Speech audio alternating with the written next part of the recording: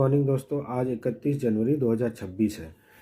कल हमने basically constitutional source of India को देखा था, जिसमें हमने डिस्कस किया था कि 1935 एक्ट है वो उसका सबसे ज़्यादा प्रभाव है हमारे कॉन्स्टिट्यूशन ऑफ इंडिया में। उसके बाद ब्रिटिश कॉन्स्टिट्यूशन से हमने पार्लियामेंट्री सिस्टम को लिया था। आज हम उससे आगे देख रहे हैं, जिसमें है कि यूएसए के कॉन्स्टिट्यूशन से हमने फंडामेंटल राइट्स को लिया था और इंडिपेंडेंस ऑफ जुडिशरी को हमने यूएसए के कॉन्स्टिट्यूशन से उठाया था।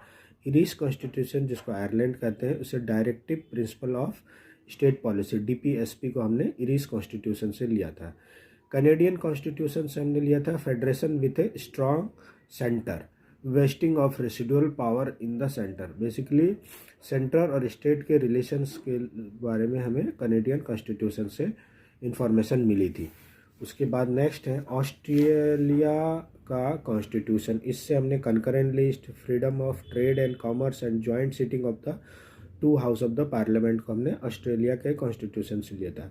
उसके बाद है वेबिनियर कॉन्स्टिट्यूशन, जो कि जर्मनी का कॉन्स्टिट्यूशन। इससे हमें लिया था कि अगर कोई भी इमरजेंसी आती है तो उसमें फंडामेंटल राइट्स को आप सस्पेंड कर सकते हैं। कुछ फंडामेंटल राइट्स को छोड़ करके हम बाकी फंडामेंटल राइट्स को हम सस्पेंड कर सकते हैं in case of emergency.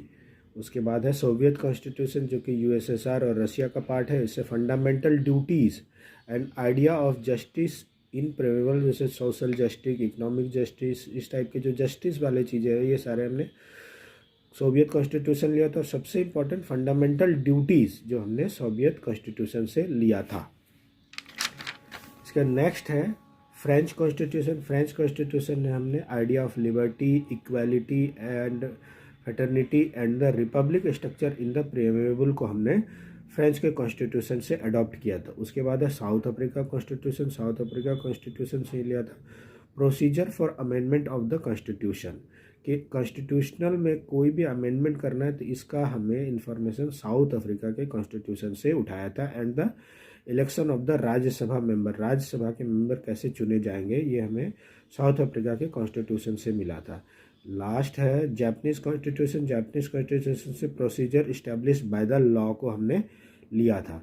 Basically हमारे जो कॉन्स्टिट्यूशन है उसमें 1935 का जो एक्ट है उससे काफ़ी ज़्यादा प्रभाव है। इसके अलावा हमने बहुत सारे देशों से भी इंफॉर्मेशन को लिया था कॉन्स्टिट्यूशन को बनाने में, इसीलिए हमारा कॉन्स्टिट्यूशन इतना फ्लेक्सिबल है। और ये सारा इंफॉर्मेशन जो गैदर किया गया था वो ड्राफ्टिंग कमेटी के मेंबर थे, अंबेडकर जी ने कलेक्ट किया था। अगर प्लीज़ मेरा वीडियो पसंद आ रहा है तो प्लीज़ लाइक एंड सब्सक्राइब करें। Thank you.